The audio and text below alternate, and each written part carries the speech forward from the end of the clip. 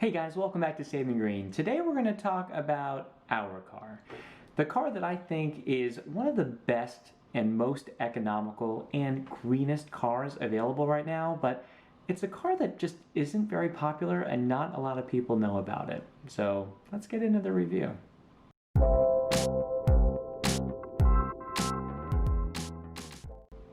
Alright guys, welcome back to Saving Green. My name is Josh. Thank you so much again for checking it out. If you're interested in sustainability and saving money, then hit that subscribe button and explore some other content. So today we're going to talk about the Honda Clarity.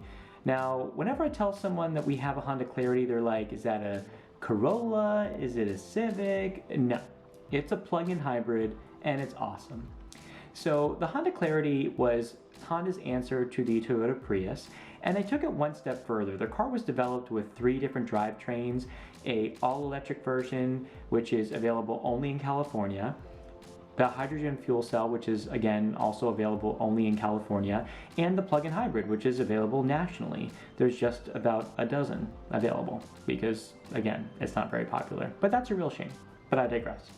So the plug-in hybrid version is obviously the one that we have in Florida, and we got it at the end of 2018, and for the last 18 some odd months, it's really been just a great car. It's fun to drive, it's very practical, and it really checked a lot of our boxes. Now, when we were looking at vehicles, I really made a commitment, obviously, to get something more green with really excellent fuel efficiency and ideally something with an electric drivetrain. So, of course, I was drawn to the Tesla Model 3. At that time, it had really just come out. But when we test drove it, the regenerative braking on the car was just a little bit too harsh, and we just felt that it just wasn't the best value for the money for us at that particular time. The federal tax credits weren't applicable anymore, and we just wanted to keep some other options open. So what cars do we consider? Well, we considered the Prius Prime, we considered the Hyundai Ioniq, both the electric and plug-in versions. We considered the Niro, which also had a plug-in, and they were coming out with an electric version. We considered the Ford Fusion plug-in hybrid. What else do we consider? Oh, the BMW, the 3 Series and 5 Series plug-in hybrids, and the Chevy Volt, which was the last year that they were coming out with it, and the Chevy Bolt, which of course was an EV, and like I said, the Tesla Model 3, and of course the car we ended up choosing, which was the Honda Clarity. Now, in this video, I don't want to get into too many details or specifics. I feel like you can really find that information very easily on the internet if you want to look at curb weight or horsepower or battery size and all that kind of stuff. But there are a few important parameters I just want to review quickly, and that's the size of the battery. It's a 17 kilowatt hour battery, and it's good for about 45 to 55 all-electric miles, plus a 7-gallon gas tank, anywhere between 40 and 50 miles per gallon on that bad boy. That gives you about 300 miles of gasoline power with another 50 or so, or 47 is what it's rated at, electric miles, so about 350 miles all in. So certainly enough to do what you need to do.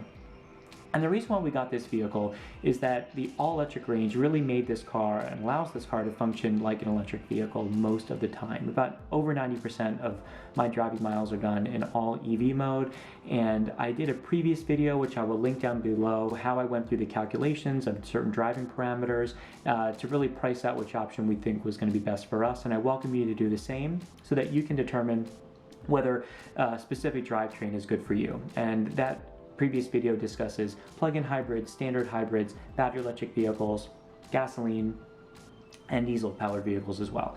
So you can compare any vehicle you'd like in the data set and see where it takes you. So for us, it led us to the Honda Clarity.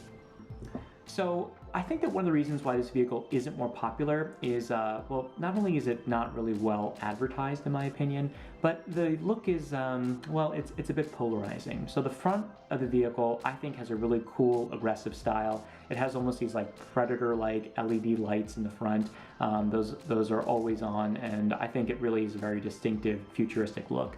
The side of the vehicle is, it's okay. It's got these really weird rear wheel like covers on the back wheels that again are designed for reducing the drag coefficient. I don't know exactly what it is offhand, but it's supposedly pretty aerodynamic.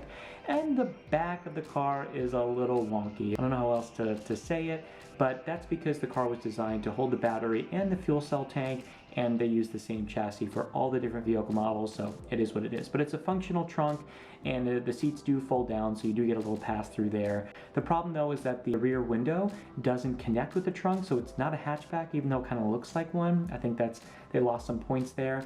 But the trunk does have a little glass frame that allows you to see through the back of the trunk, so the visibility is actually really good in the car. Outside of that, the interior is perfectly functional and spacious.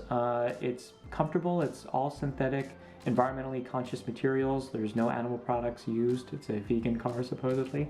But the leather is good quality, it hasn't cracked or peeled in the Florida sun, and has this kind of synthetic suede look at the front that again just looks kind of high class, and I think better than some other cars in this price point. So definitely points for that.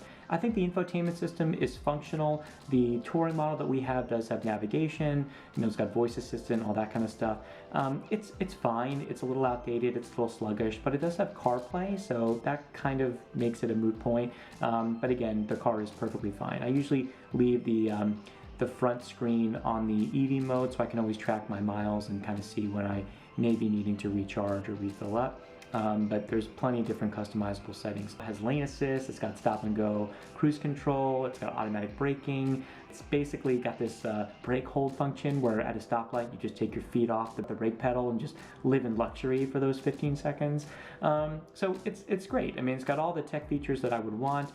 Certainly it doesn't have like really autonomous driving like the Tesla or maybe even some of the other vehicles coming out there like the Polestar and the Jaguar, but yeah, I mean it's fine. And again, it's a lot less expensive. So I really think though that what really sets this vehicle apart is how the vehicle drives. So the all-electric modes are really awesome. The car has more than adequate acceleration. The car is super quiet. It has this really cool kind of space age hum, almost sounds like a alien spacecraft. It's just like hovering.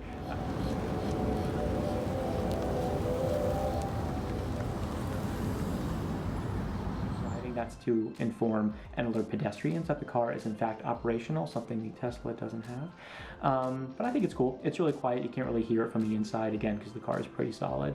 What else? Oh, so there's 3 different electric modes. It's got an eco mode, a standard EV mode, and a sport mode. Now in standard and eco, it basically is more or less the same. I haven't noticed too much of a difference. I'm averaging about 3, maybe 3.5 miles per kilowatt hour, depending on my driving habits.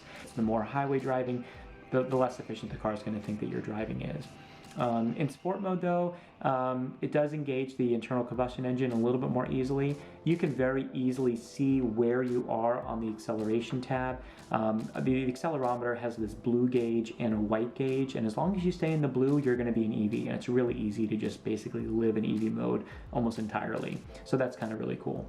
But the thing that I think is most unique about this car is the fact that it has these paddle shifters for the regenerative braking, and this feature I think is so cool because you can customize how much resistance you want and how much regeneration you want. So you can crank it up to like a level 4, and that car, when you let off the accelerator, is going to slow down pretty quickly, like most other EVs actually.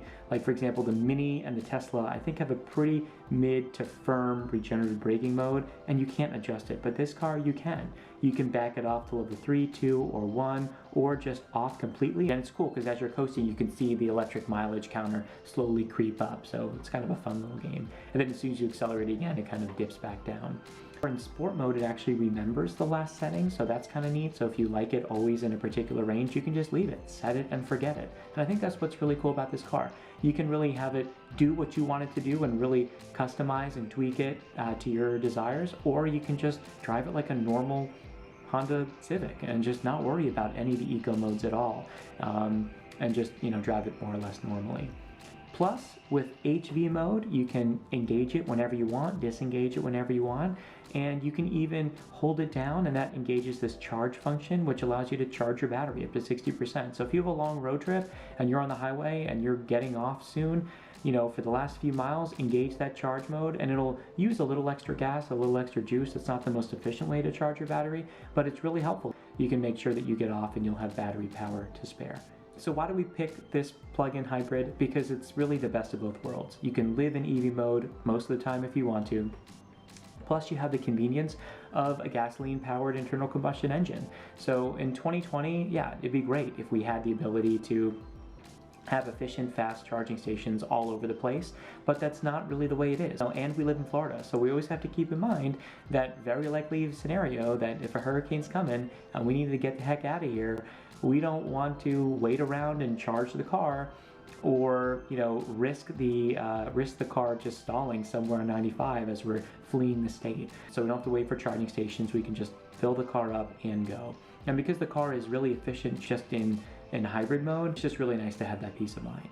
So overall, I mean, if you can find a Honda Clarity, I would definitely recommend it. But there are a lot of other similar vehicles that I really think are good choices for most people. Now granted, you want to find a car that has a lot of all-electric range, and that's what eliminated some of the other models, like from BMW and Mercedes, for example. They just don't have practical range. So this car does. At almost 50 miles, again, we almost never have to use gas. I mean, I think I fill up once every 4 or 5 months, and again, it's only a 7-gallon tank. So, in the first year of use, I think I saved about $900 in gasoline, and yeah, some of that was offset by the electricity use, but it still definitely pays for itself many, many times over. And again, for detailed calculations, I already ran through all that. I will link again to that video if you want more details with regards to the numbers. But I just want to do a quick recap on our experience so far, almost 2 years into owning the Honda Clarity, and would strongly recommend if you're thinking about getting a greener vehicle. Again, I have a few buyer's guides to help you make that decision, but I really do think that for most people, a plug-in hybrid is the way to go. So let me know if you have any experience with the Honda Clarity. If you've never heard of it, I hope that now you can learn more about it. And I hope that Honda doesn't give up on it, because it really is a great, great car. Click that like button and consider subscribing. I will see you next time on Saving Green. Have a great day. My name is Josh, and good luck out there.